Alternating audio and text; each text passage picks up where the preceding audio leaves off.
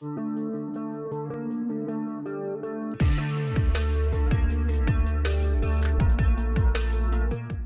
is up, everybody? It is episode 2 of Black and Gold Weekly here. Today, I am joined by a very special guest, Mr. Grant Flood from the PowerSkate Show. You can find him on Twitter at Floodsters. You can find him on Instagram at Floodster Sports Zone. Great big-time Bruins fan guest here who is in the podcast game himself with the PowerSkate Show, and that is every Wednesday on Sportscaster. Yep. Yeah, well, welcome to the show, Grant. Thank you so much for being here. Really glad to have you on. Yeah, thanks, John. I've been a fan of your YouTube channel for a while, and yeah, it's great to have me on the show. I'm really looking forward to it. I'm sure you do an amazing job with this show as well, so can't wait to get into it. Hey, thank you very much. Before we begin, I just want to mention, you guys, you're looking for Bruins gear, you're looking for NHL gear, trying to spend some of that Christmas money. Maybe you want to rep your favorite college team. Check those links down in the description. We've got a Bruins link, an NHL link, and an NCAA link where you can get any of the coolest new hockey gear that you want, whether it's a hat, sweatshirt, t-shirt, whatever you need. Just check those links down. We got it all. And you're definitely, if you got some extra Christmas money, you want to drop on some hockey stuff, that's definitely the place to go. So let's get into it here, Grant. The big news that we're recording this Thursday night, the big news that came out today, we all knew this was going to happen, but it became official. Patrice Bergeron is the new captain of the Boston Bruins now that Zdeno Chara has moved on. Just your thoughts on that and Bergie wearing the C now. Yeah, I mean, it is 100% well-deserved. I mean, obviously, he's been with the Bruins since 2003, and he's pretty much been playing on the first line since about 2010. It's about time, really. And yeah, this shouldn't come to a surprise to anyone at all because, Bergeron, he just performs in the playoffs. He is a phenomenal player. He is a role model. He is a leader.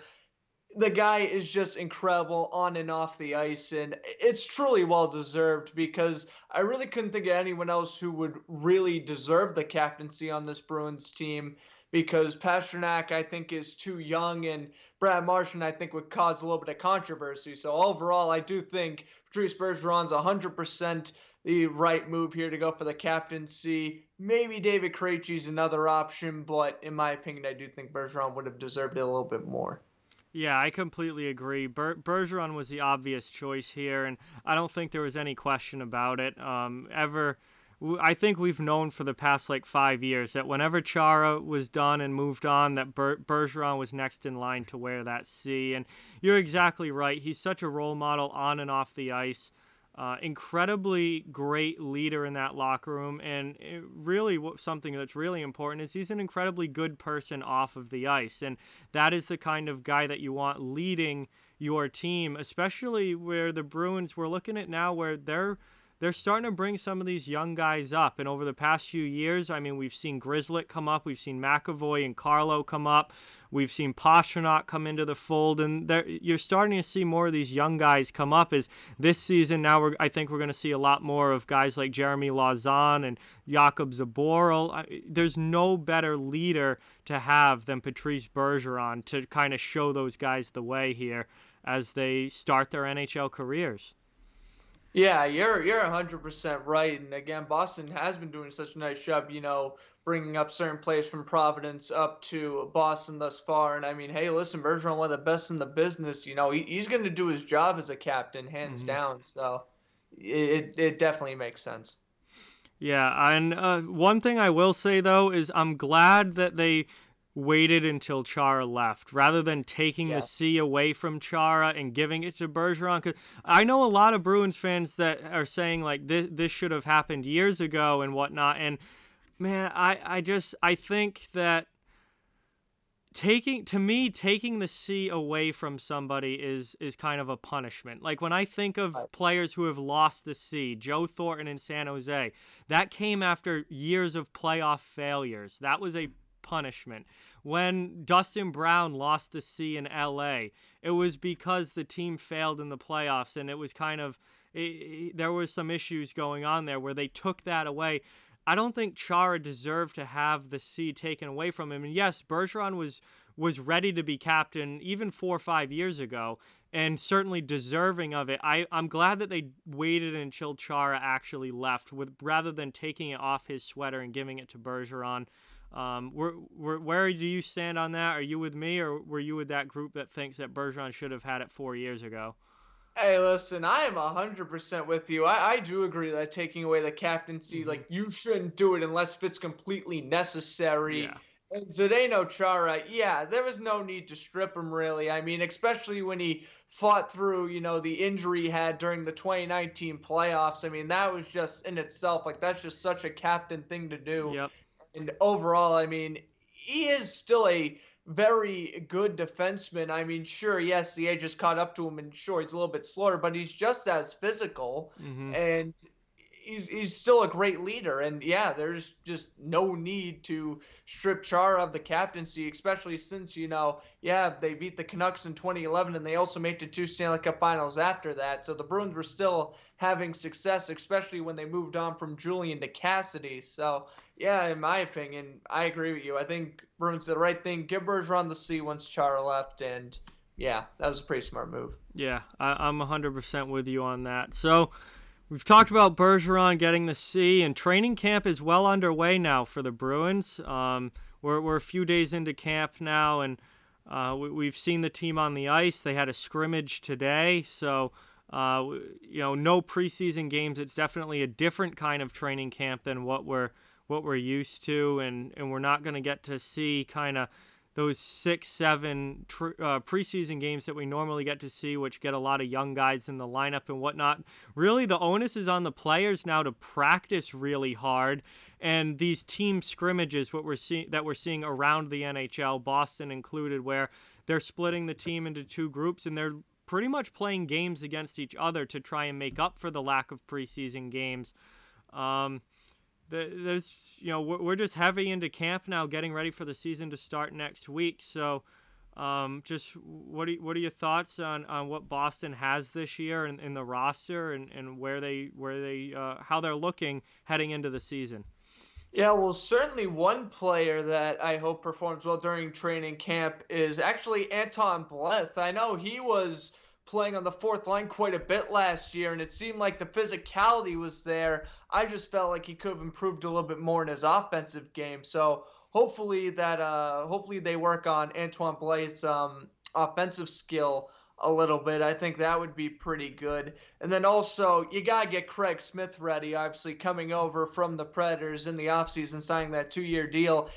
You got to get him ready as well because I think Craig Smith could easily be a second liner on this team. You Hmm. want to make sure that he's ready to go and, works in the system and stuff. So I'm assuming that they're going to be doing a lot of, workouts and trainings with Craig Smith as well. Yeah, absolutely. Smith is a guy coming over that you want to get adjusted to this lineup as much as possible. And we talked a lot about him on last week's show with my friend Danny, who was on, and he's just such a consistent player, and scores right around 20 goals year in and year out, and really, I think a great guy for Jake DeBrusk to learn from because of that consistency, and that's kind of been an issue with DeBrusk is the consistent scoring. I like Smith a lot, and I think it's going to be really important to get him situated on a line in this lineup and get him comfortable as with any new player coming to a new team. Yeah, absolutely. And like I said, you got to get him ready to go because he was pretty much your big offseason acquisition, and you don't want to mess that up, Yep. obviously. So you just want to, get him on the flow. I'm assuming you're right. I'm assuming he's going to play on the Krejci and DeBrusk line and, just kind of work from there. Yeah. So one thing that I do want to talk about is a player in training camp that we weren't sure if he was gonna be ready or not this early, and that's Brad Marchand. Marchand's a guy that had off-season surgery. A lot has come out about that now, about how injured he was and the issues that he was having, and basically he said that he's been playing at 80% for the past 2 seasons, and that he wishes he had done this surgery a lot sooner. but that he feels a lot better now, and he's actually well ahead of schedule. The original reports were that he was probably going to be out until February, and now the goal for him is to be ready for opening night. And he's been a participant in training camp. He did not play in the scrimmage today. It might be a little too early for game action or game-like action, but he's trying to be ready for opening night. So what kind of impact would that have on this team to have Marchand ready to go opening night as opposed to him missing the first few weeks of the season? Yeah, and it's definitely great because you're getting your first line left winger all Yeah. ready to go. And he came back from surgery all nice, and it seems like based off the reports I've read, he's been practicing nice. I think that is a smart move that he's not participating in these team scrimmages. You want to get the blood flowing in him, but you don't want to throw him out there in a scrimmage game so fast. I definitely get what the coaches are doing there. They don't want to rush anything. They're thinking, all right, worst comes to worst, Marchand, he's going to be ready within the first couple weeks of the season, it looks like anyway. So we're not going to rush him into any of the scrimmage games, but if we're just shooting around, trying to, practice skate and stuff, hey, we'll give Marchand out and, see a little bit of time on the ice. So, when he comes back, it's not like he's totally out of it. At least you got him in the system a little bit. Yeah, and I think one of the biggest things with Marchand being back is the fact that another guy in their top line right wing is not going to be ready to start the season, and that's David Pastrnak. Now Pastrnak also, we're hearing reports that he is ahead of schedule as well. Originally, he was supposed to be out until mid-February. Now it's looking like he could be back more towards the beginning of February. Obviously, that would be fantastic for Boston, but getting Marchand back this early, I think, is even more important because of the Pastrnak injury. Because if you head into this season missing both of your top line wings, that's not a great situation to be in. You are looking significantly better if you have at least one of those guys back. Yeah, absolutely. And it really does, make, at least if Marchand comes back and thinking, okay, maybe we can survive without Pastrnak for a couple weeks because, the first line wouldn't just be Bergeron and like maybe DeBrusque. And I don't even know who would play right wing at that point on the first line. They'd probably call up, I don't know, probably not Carson Coleman, maybe Andre Case, Sednika. maybe Danica, maybe. But he seems pretty young to be playing on the first line, though. So I don't know. We'll see what they do there. But yeah, definitely bringing back Marchand definitely would relieve some of the pressure on both Bergeron and Marchand. And I mean, hey, listen, I do think if Marchand continues to see playing time, maybe not in the scrimmage games, but again, as long as he's still, practicing a little bit every day, maybe he won't be ready opening night, but definitely within the first week of the season, he should be back. So. Yeah, that would certainly be helpful for Boston to get him back sooner than expected. So we've been mentioning the lines a little bit, and that's the next thing I want to go into here is the lines. Now, I've got the scrimmage lines from today, and there's been certain lines that we've seen quite a few of quite a bit of throughout training camp so far. And one that is sticking together, looks like there's strong potential that this could be your third line this season, is Charlie Coyle down the middle with Nick Ritchie on the left side and Craig Smith on the right side. That line has been pretty much a constant in camp so far. We've also have the Krejci line with DeBrusque as usual left winger and Andre Kasha. They're trying to get Kasha going on that right side. And with Pastrnak out, Jack Studnicka right now is the guy playing the right side with Bergeron, and Marchand when he's in, and Anders Bjork when Marchand is not in is playing up there with Bergeron as well. So these lines certainly are giving us plenty to talk about. Do you think that this is close to what we'll see, or are they going to end up needing to switch some of these guys out? Yeah, no, I think that their line's pretty much gonna be staying the same. I would be shocked if they even try to change it. It seems like they were pretty efficient last season, so if it ain't broke, don't fix it. So you might as well keep it the same, especially if they've been gelling during camp. And fourth line here, this is interesting. We've been seeing Trent Frederick get a long look at an NHL job so far in training camp. He's been playing a lot on the left side on that fourth line with Corrali and Wagner. It certainly seems like Frederick's got a chance to steal an NHL job here, especially with Joakim Nordstrom leaving in free agency. What do you think Frederick's chances are of snagging that fourth line left wing? I definitely think it's possible, but the question is, then what do you do with Nick Ritchie if you want to call up Frederick? I think that would be the biggest question mark if you do that. But listen, I think Frederick, he has definitely proven himself in Providence that I think he is NHL ready. And then perhaps, yeah, you perhaps make a trade for, Nick Ritchie. He goes elsewhere for maybe a, mid round pick or so. And then, you slot Frederick on that fourth line, or maybe you only want to play Frederick, maybe 10, 15 games, give him some NHL experience, but for the most part, you'll keep him as a healthy scratch. Maybe that's another thing Boston might do, but as for right now, though, I wouldn't be shocked if Frederick makes the final roster. He honestly should. I've been very impressed with him throughout his time with Providence, and yeah, I mean, I've heard nothing but positive things at training camp as well, so yeah, we'll Yeah, definitely see what happens there. Yeah, I'm a big fan of Frederick on that fourth line because he just brings the style of game that's exactly what you want on your fourth line.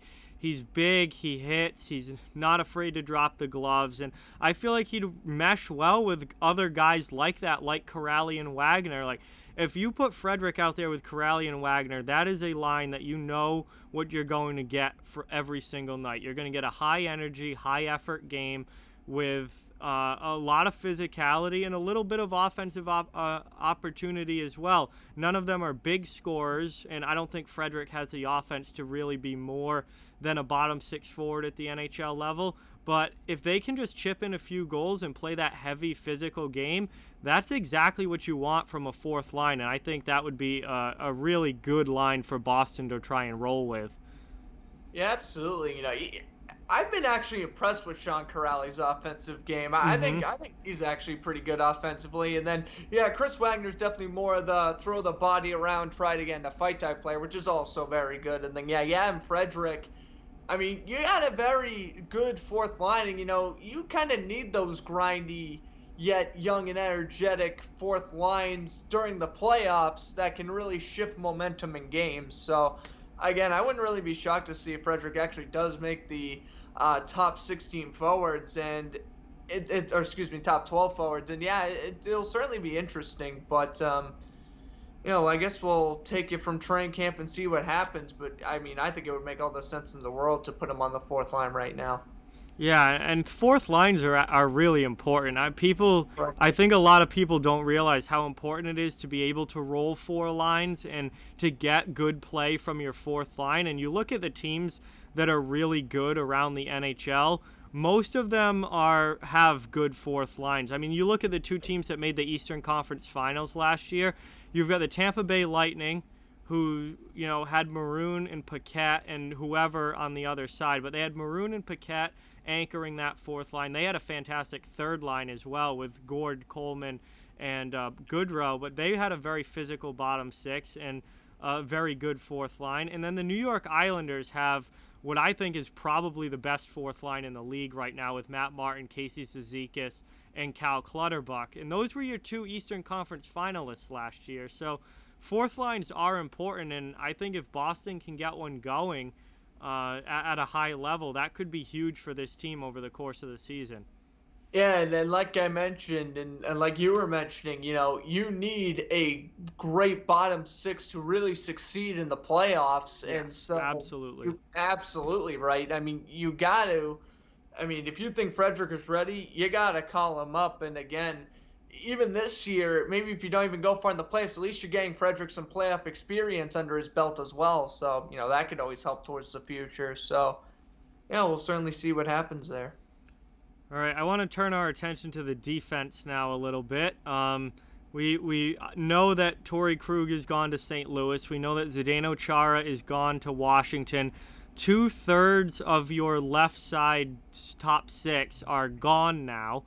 And Boston hasn't brought in anyone in camp. They don't have any PTO guys. They don't have any defensemen that they've brought in. They look like they're going with the young young Providence group. They're going with Lausanne and Zaboral and Vakanainen to really get a good look at possibly making the NHL team and playing a regular shift in the NHL.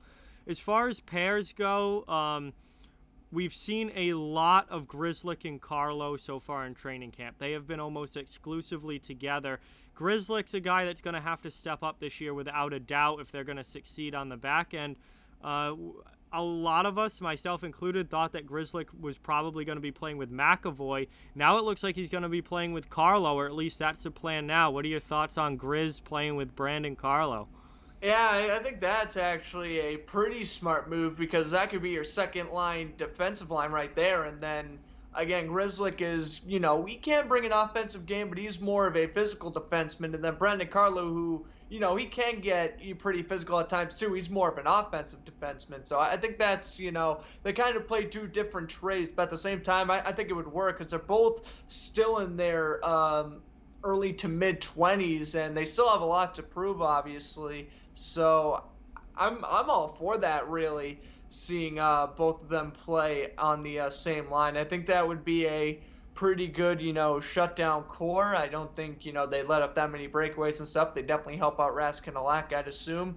As long as they keep on, playing the way they've been playing. I mean, Brandon Carlo has been outstanding so far throughout his career. I think Matt Grzelcyk, a little bit of an off year, but still overall pretty good. He really stepped up during the playoffs as well. So, hey, I would say if that would be your second line D pair, Grzelcyk and Carlo, I think that would be pretty successful. Yeah, so that leaves McAvoy looking for a left side partner. We know McAvoy's their number one defenseman at this point.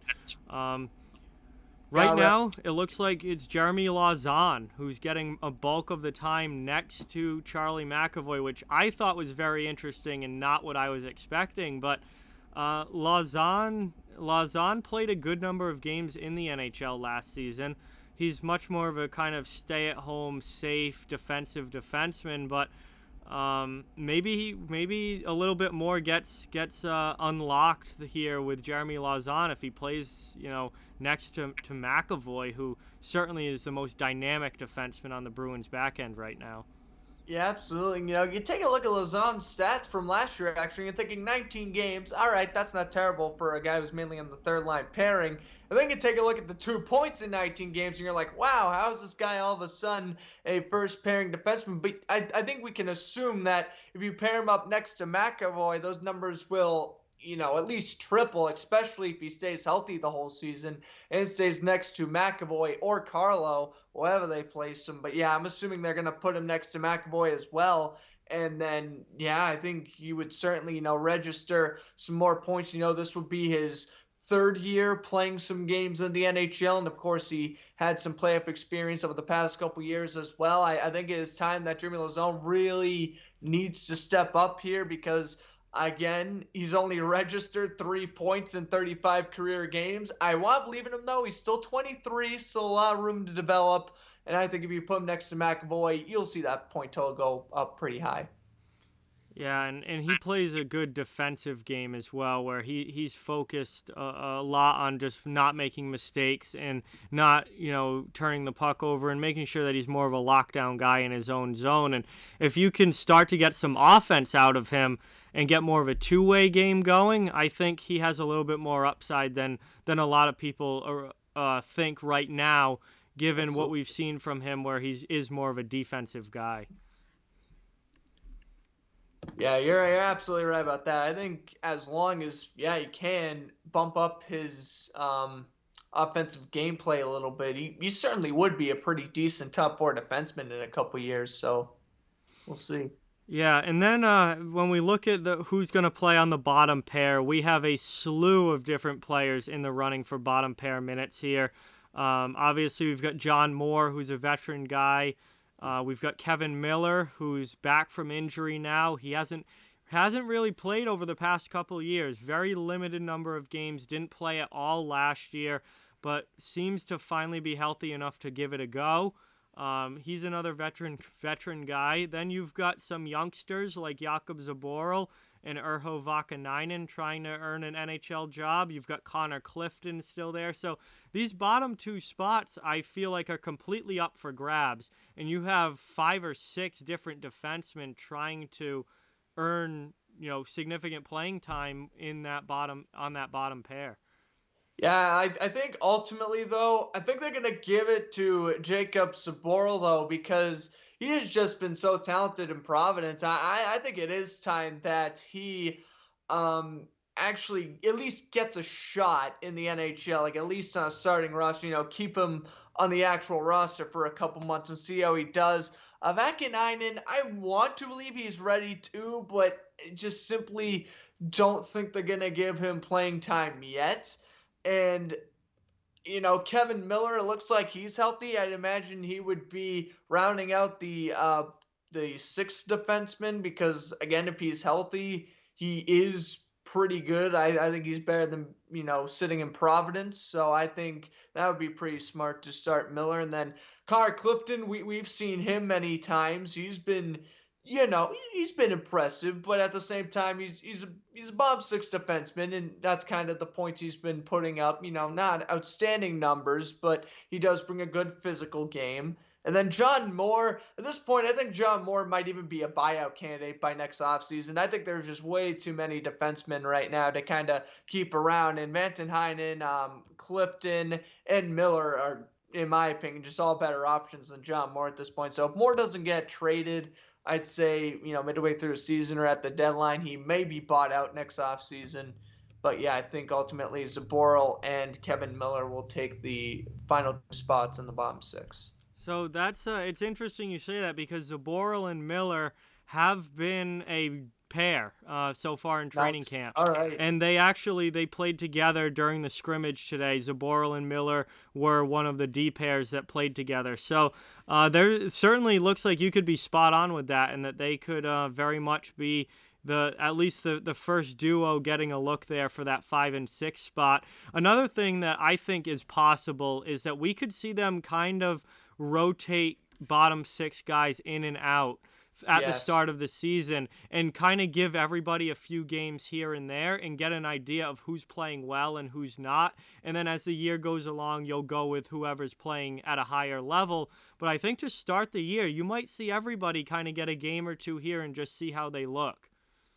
Yeah, I was kind of leaning towards that direction as well because again, you have about five really good defensemen. You could pretty much be starting on that third line defensive pair right now. You pretty much have to just replace them out, switch them out, see who's performing the best. Give each player 3 to 5 games, then kind of take it from there.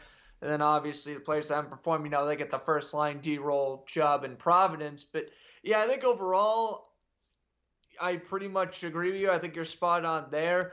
I also wouldn't surprise me if they put the two youngins together, Jacob Zaboral and Yarrow Vantenheinen. I think that would be a pretty interesting conversation as well, a combination for the two very young defensemen. But yeah, we'll see if that'll happen. But ultimately, I do think it'll be Zaboral and Miller. But yeah, I 100% agree with you. I do think they're going to be substituting quite a bit the first few weeks of the season. Yeah, and the other thing we have to remember is we have the taxi squad this year, which is something completely new where they're going to have those 4 to 6 players that are going to be not on the active roster but not down in the AHL either. They're going to be on that taxi squad where they can be called up at a moment's notice if needed. And I think, John Moore could potentially be a candidate for that. You could end up waiving him to the taxi squad if need be. I think if Kevin Miller doesn't make the opening night roster, that he could be potentially going there. Although I think it's more likely you'd see Moore just get waived and shoved there. But Yeah. we have the taxi squad too, where you think you're probably going to have 2 defensemen on that who are going to be, given an opportunity to maybe not be on the active roster right away, but not completely sent down, and they'll be able to be called up at a moment's notice. So there's a couple guys that will probably end up on that. Yeah, I would assume probably Moore and Clifton would probably be my two candidates for the taxi squad then. Yeah, so we'll see how it all shakes out. Obviously, we've still got plenty of training camp yet. These lines and D pairings have just been mainly what we've seen so far. They could come out tomorrow and completely change it up and say we're going to give a bunch of new looks and see how that goes. So certainly nothing is set in stone with this lineup. Nothing is completely for sure yet because we've still got another 6 days of camp before the first game starts. So um, we'll see what happens, but obviously lots of roster and line combination possibilities here for the Boston Bruins. And one thing that they didn't do this offseason that I touched on a little bit earlier, but I want to go more into, is they have not brought in anyone on a PTO. They have not brought in any defensemen. There was a lot of talk this offseason about them possibly signing, first it was trading for Noah Hannafin, then it was possibly Sammy Vatanen, then it was Ben Hutton, and there's been some other guys in the mix as well on that back end. And they've seems like they've decided not to do that. No move has been made, at least as of now, when we're recording this. Are you a little surprised that they didn't bring somebody in, or are you did you kind of expect them to go with the younger route here? Yeah, I was kind of expecting them to go with the younger route because again, it seems like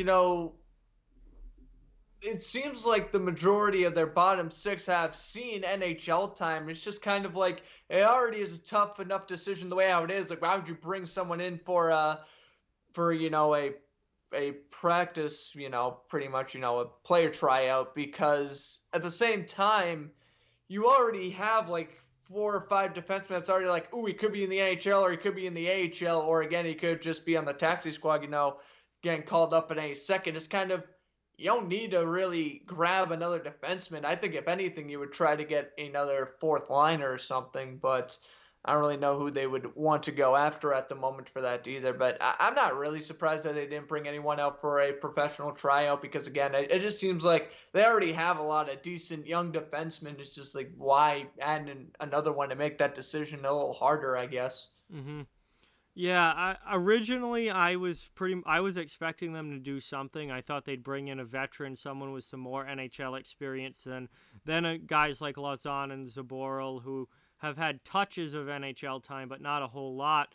But then the more I've thought about it and the more time's gone on, the less surprised I am. I think they really set their direction when they let Zdeno Chara go. When they let Chara go and told him like you're not going to have a big role this year, we're going to try and give these young guys a look. I think they put their eggs in that basket and they were saying no matter what, we're giving these young guys a look, and if that means Chara doesn't come back, then Chara doesn't come back. And it's certainly now the more I think about it, the more or the less surprised I am that they're saying, you know what, we're just going to roll with these young guys and see what happens. Yeah, I was kind of the same way too. Like, I was thinking, like, okay, yeah, sure, you could make a blockbuster trade for Noah Hampton. You could bring in someone like Travis Hamonic for a professional tryout. But at the same time, more of the offseason was going on. I'm like, oh, they ain't signing anyone. Then they're sticking with their core, hands down. And again, with Kevin Miller coming back from injury, it just seemed like, and, a lot of guys from Providence that could be NHL ready. It just seemed like you didn't need to throw in another defenseman in the mix. So I think that was pretty smart. Yeah, absolutely. I'm not surprised at this point, and I think it's going to be really interesting for us as fans to see these young guys play. And I know I'm interested to see what they look like at the NHL level because there's certainly some guys that I have questions about. I have questions about Urho Vakanainen's defensive game. I've seen him a lot in Providence. He's a great skater. He can move the puck, but I certainly have questions about his defensive game. He's certainly much more of an offensive defenseman. Jakub Zaboral's not a guy I've really liked a whole lot. He was a first round pick in 2015, and I feel like this is kind of Zaboral's last chance. He's 23 now, 24. Um, and he hasn't made the NHL yet to this point. I feel like this is his chance to prove that he belongs, and if he fails this opportunity, he's probably going to end up somewhere else. But I'm Mhm. excited to see what they look like, and I'm hoping that a guy like Zaboral can prove me wrong. I hope he comes up and plays a great number 5 bottom pair role and completely proves me wrong. And there's certainly the opportunity for that to happen. So just your thoughts on getting a chance to see some of these younger guys and how they could do this year. Yeah, exactly. And like I said, I think since they've been Providence for the past 2 or 3 years, again, there was just no need to really bring in another defenseman. It's time to see what these guys are doing. It's time to narrow down these rosters. It's like, all right, we've had you in Providence for a couple years. If you still ain't performing that great, all right, you're either staying at Providence or we'll try to trade you or whatever. But ultimately, yeah, I think that is the right decision, to try to get these young kids, finally going, like get them at least some more NHL experience. So, you know, at least if there is an injury, hey, they have a few games under their belt and they can, substitute in hopefully fine. So, again, I think it's a pretty smart move that Boston bring in a defenseman and that they're rolling the dice with the younger players. All right, so I'm gonna throw something in that I didn't have on the original plan for tonight's episode, but something's coming to mind that I want to talk about. Um, what's your biggest concern for the Bruins this year? What's like the one thing that stands out as like the biggest worry for this team going in? That is a very good question. Probably wrapped to the playoffs. I would have said Tuukka Rask, to be honest with you, because obviously the way how he opted out midway through, it just concerned a lot of fans about Rask's future. But it does look like Tuukka's ready to go. And again, I think Yaroslav Halak is very capable of, making up for Rask in case for whatever reason he does opt out again or he gets hurt or whatever. I think the Bruins will be fine there. I guess my biggest worry would have to be that third pairing defenseman, because again, it seems like you're either going to be getting a lot of players who've had NHL experience like John Moore but don't really do much, and then or you're going to be taking a chance on a lot of young guys like Jacob Zaboral or Van den Heinen, and then you don't know how they're going to be doing for the first month or two of their NHL careers either. So right now, yeah, I would honestly have to say the third pairing defensive core, and then I guess another concern would be. I guess third string goaltender, because again, if Raskarlak does get hurt, I really don't think Dan Valdish can really do much. It seemed like when he was playing in the playoffs, the brief appearances he had, he was getting lit up pretty Well, they hung badly. him out to dry in the Yeah, playoffs. well, that is true. They did hang him out to dry in the playoffs. That is 100% true. But I think he certainly has room to improve. But yeah, also if Rask or Halak gets hurt, I don't know if I believe in Valdar that much. But maybe he'll prove me wrong. Yeah, I think for me, for me, like if I was to pinpoint one concern, something that I think could completely derail the Bruins season, it would be just that defense core. They're relying so much on young players now. I mean, you talk about even the established NHL players like McAvoy and Carlo and Grizzlick, they're still in their mid or early 20s. Grizz is a little bit older, but he played 4 years of college, and McAvoy and Carlo are still quite young, and McAvoy's the youngest out of those three, and they're relying heavily on young defensemen, and that can go really well or that can go really really poorly. And then when you look at the depth guys, yes. Moore and Miller are kind of they've been around. They're more veteran guys, but those are your most veteran guys on the back end now are Moore and Miller, and Right. they're depth players in their own right. And then the guys you have coming up like Zaboral and Lausanne and Vakanainen are really young themselves. So my biggest concern is just the youth on the back end, because inexperience and youth on defense usually means mistakes, and mistakes oftentimes end up in the back of your net, and that could be something that really does hurt the Bruins this year. Yeah, absolutely. Again, I think the main thing would definitely be that defensive core, especially that third line defensive core. Because again, I think if you put Grizzlick and Carl on the same line, I think that will be pretty successful. But then you're gonna Hmm. be putting McAvoy up with someone who's a little inexperienced, and then the third line is gonna definitely be inexperienced a little bit, unless you roll with Kevin Miller and John Moore, which I honestly don't think they're gonna end up doing. So I agree. yeah, it is looking like the defense is going to be the one weakness, but I do think the offense though can match with the defense though. Like I feel like if the defense struggles, I feel like the offense can still definitely keep them in the game, and obviously Raskin could as well. Yeah, I mean that's I think one of the biggest benefits for the Bruins is the fact that you have absolutely one of, if not the best goaltending tandem in the NHL right now. I mean, numbers wise, they were last year. Halak and Rask are both Back very 20 seasons, right? yeah, and Rask and Halak are both very capable goaltenders, and I think that's something that they might be able to cover a little bit if the defense does struggle. And another thing, Boston's forwards are very good defensively. That's something that the Bruins have always kind of pushed to the forefront, and something that the Bruins have always wanted forwards, particularly centers, but wings as well. Marchand's very good defensively for the most part. But particularly down the middle, they've always had great two-way centers. David Krejci's defense is extremely underrated. Patrice Bergeron, I think, is the greatest two-way forward of this generation and is a four-time Selke Trophy winner. And even Charlie Coyle is very responsible in his own zone. So, they kind of put a focus on team defense and especially the forwards getting back and helping out. And I think that could really, really help the young defense core that the Bruins have and maybe cover for some of those mistakes that are bound to happen.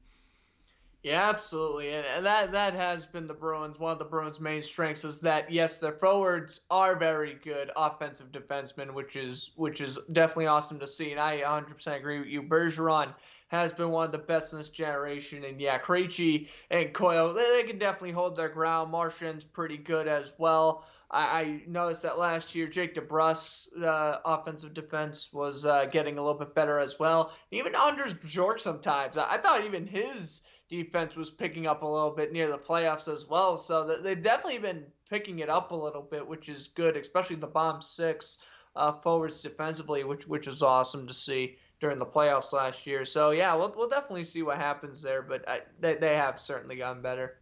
Yeah, and for sure. One another thing. Do you think this team is deeper offensively than a lot of people are giving them credit for? Because I I look at the Bruins roster and I see more goals than I think a lot of people are talking about. Like they've got three lines now that can score, which hasn't always been the case. And I think that the Craig Smith addition is huge for that and very much has helped their secondary scoring. But do you think they're deeper and capable of more offense than people are giving them credit for, who seem to kind of think they're a one line team? Oh yeah, no, they are definitely not a one line team. I mean, that was kind of showing in the playoffs from 2019, especially. But even last year, it seemed like the third line was playing pretty well for the most part, especially in the Carolina series. I mean, Charlie Coyle is just so efficient on that third line. He's been one of my favorite Bruins Hmm. acquisitions in recent memory because it just seems like Absolutely. he has had just a fantastic impact since coming over from Boston. And I even thought Marcus Johansson was pretty good offensively, too. It kind of stings that the Bruins didn't re sign him because he was fantastic as well, it seemed. But that's a different story for a different day. Coyle has been amazing since coming over. And then, yeah, it's Krejci and DeBrus. They've been on the same line for a couple years now. They've been very efficient. Bjork's starting to pick up his game, which is awesome. And yeah, and like we mentioned on the fourth line, they can get the job done too. Whether it be getting the grinding goals or delivering the body, they can get the job done as well. So it definitely the Bruins offense is definitely I think getting slept down a little bit. And yes, Bergeron, Marchand, and Pastrnak they definitely deserve all the credit, but well, they definitely deserve most of the credit. But definitely you gotta give the bottom nine some credit as well as they are still pretty efficient. Yeah, and I think you've got a couple wild cards in there, actually three in my opinion, that are could have the chance to take this offense and put it over the top and make it one of the better offenses in the league. And that is Andre Kasha, Nick Ritchie, and Anders Bjork. Kasha is a guy that came over from Anaheim. Unfortunately, has dealt with a lot of injuries. Really was snake bitten last year and could not find a way to get the puck in the net. But he's shown in Anaheim that he does have scoring ability and that he can score at times. And imagine if he gets going. Now you've got Smith, Right. you've got Marchand, you've got Krejci, DeBrusque, Bergeron.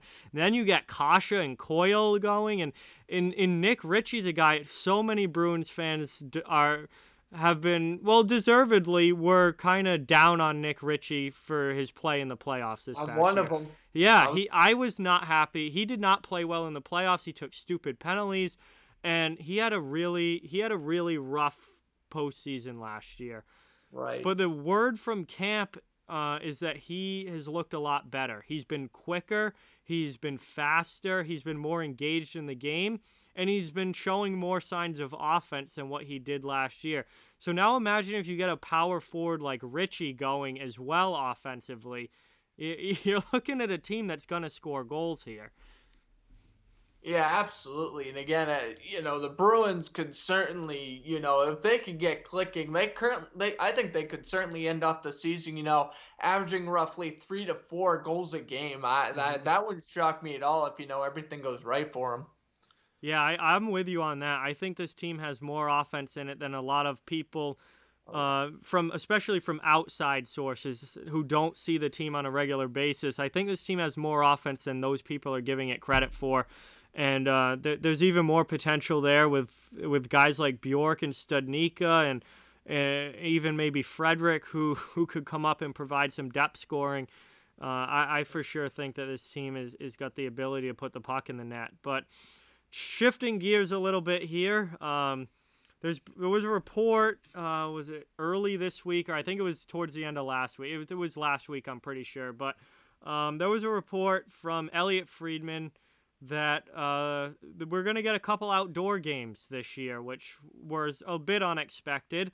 And it just so happens that They the canceled the Boston Winter Classic too. yeah, so originally all the outdoor games were canceled. The Stadium Series, the Winter Classic were canceled because you couldn't have fans, and if you can't have fans, it's way too expensive to put on a showcase like that without getting the revenue and making the money back. So it made all the sense in the world for them to not do those outdoor games, and I thought we weren't going to have any outdoor games this season. And that's what it looked like. But then Elliot Friedman last week comes out with this report, and now this is just from Elliot Friedman via Sportsnet. Now Friedman is one of the absolute best in the game as far as insider reporting. He is one Yeah, of my absolute go-tos when it comes to that kind of stuff. So mine as well. until the league comes out and says otherwise, now they haven't confirmed it, but they certainly haven't denied it either. We're getting a couple of outdoor games in February at Lake Tahoe, which no fans, very scenic type game. It's supposed to be one of those, it's for a television audience. It's going to have this, great scenic backdrop with the woods and the lake and all of that. Oh And yeah, that's cool. yeah, I think it's gonna be absolutely awesome. It's gonna feel like pond hockey, like real pond hockey, like the players grew up playing, which is gonna be sick. But the Bruins are supposedly getting the second of those outdoor games against the Philadelphia Flyers on February 21st. The first game is supposed to be Vegas and Colorado. Um, so how do you feel about probably seeing the Bruins outdoors this year against Philly, no less, who they played their first outdoor game Yep. in the Winter Classic in 2010 against? Yeah, no, I was certainly happy when I heard about this because definitely once they cancel the Winter Classic and they wouldn't postpone it to February or March, I'm like, there's no outdoor games this year. Hmm. There is no way. I've said multiple times on PowerSkate Show, I said no Winter Classic, no way we're having an outdoor game this year. But yes, after the reports I read last week, it was looking like, hey, yeah, we might actually have 2 outdoor games. And again, I think that's gonna look awesome because at the same time, it's going to look so relaxing and so this is a hockey scenery. We're not Hmm. trying to shove a hockey rink in, a baseball arena or a football stadium. No, no. We are going to actually have it, in a nice little peaceful scenery, and it should be some great games as well. But yeah, fantastic matchup, especially now with the new divisions that Hmm. the Bruins and the Flyers are now in the same division. Those are pretty much my top two teams finishing in the East this year. So, I mean, you definitely picked out the right matchup to do an outdoor game. And then, yeah, I mean, that was definitely fun when they played each other a little bit over a decade ago at Fenway. And I'm assuming they're going to have a great game here. I mean, Rask versus Hart, that is a fantastic goaltender matchup, barring injuries. And then, yeah, the Bruins and Flyers really even themselves out because their rosters are pretty similar, in my opinion. I think Philadelphia edges them out a little bit defensively, but I think Boston edges out Philly just a little bit offensively as well. So it's definitely going to be a seesaw of a matchup, and Bruins and Flyers definitely no strangers to outdoor games, as we know, as they both play quite a few either Hmm. Winter Classics or Heritage Classics here or there, or the Bruins case same series. But yeah, let's see what happens. But I hope the plan goes through, and it should definitely be a great game. So looking forward to that if it does happen. Yeah, I'm really happy. I was so happy when that report came out. I mean, I was happy just to have outdoor games in general, but then seeing Right. that the Bruins were one of the teams, I was like all for it, absolutely. And Philly, such a great matchup. There's such a history between the Bruins and Flyers. They're back. They're in the same division for this season, which is going to make it even a bigger game and even more of a cool matchup. And again, like you said, I think they're two of the best teams in the East, or I guess no conferences this year. They're two of the best teams in the East Division. Um, East. Right. so I'm super excited for it. I hope it happens. I hope the NHL can pull it off. And I love because you're not going to have the stadium. You're not going to have the 50,000 seat stadium around. It's going to be a really cool scene, I think, just seeing them play on it's not exactly a pond, but it basically is. They're going to have boards and stuff. It's not going to be exactly pond hockey, but it's going to be the closest thing to pond hockey that you can get with an NHL game. And as Right. someone who's played pond hockey quite a bit growing up and really enjoys it and loves just like that grassroots down to earth of just like grabbing your buddies and going out and just skating all afternoon, like that's something I think is going to be really cool, and I think the players are going to enjoy a lot because most of them grew up playing pond hockey and with their friends and stuff like that as well. Right. Yeah, yeah. That's going to be a very unique experience, and it seems like to me this is going to be pretty cool. And for the NHL, I mean, props to okay, sure, you can't have the Winter Classic or the same series or the Heritage Classic or whatever, but at least you could still have an outdoor game. You could definitely do it on a cheaper budget, Mm-hmm. and again, you should be able to make back the money with the TV ratings, hopefully. So I think this is going to be very successful, even without the fans. Yeah, I agree with you 100%, and I really hope it happens because I'm certainly looking forward to it if it does. But Oh yeah. there's one last thing I want to touch on before we go here, and it's a question. We know the new divisions this year, the realignment. We know the Bruins are in what looks like a pretty tough division in the East. With a lot of those Metro teams. No more Tampa Bay for this year, but you get the likes of the Rangers and the Flyers and the Penguins and the Capitals and all these Metro Division teams that are certainly going to be tough competition. My simple question is, what place do you think the Bruins finish this year in that East Division? All right. Last night on PowerSkate Show, I said the Bruins would finish in first, but maybe that was me being a little biased. I don't know. Flyers could very easily get first place as well, but ultimately, Bruins are going to finish in the top two. Whether they finish first or Philadelphia finishes first, Boston should finish in the top two. I think they have Washington beat by a little bit. I think they have Pittsburgh beat by a little bit. The Sabres and the Devils, I don't think they're going to do much this year. I mean, they're definitely talented young teams, but just they're in a pretty tough division. As Hmm. for Pittsburgh and the Rangers, the Islanders too, I think they might sneak into the playoffs. Like they'll be decent teams. Yeah, the East Division's absolutely stacked, but ultimately the Bruins should be fine if everything goes well. The lines click, they stay healthy. They should finish somewhere in the top two, maybe top three if the Capitals, for example, like really wow people. But other than that, the Bruins should finish in the top two. Well, that's where I was going to go because I actually have the Bruins third. I have the Bruins finishing third. I think Philly's going to win it, and I think the Capitals are going to finish second. There's just something about Washington. Bruins are snake bitten against Washington. That is true. They have to play Washington 8 times this year, which probably won't go well. And the other thing is, Washington just always finds a way to put up great numbers in the regular season.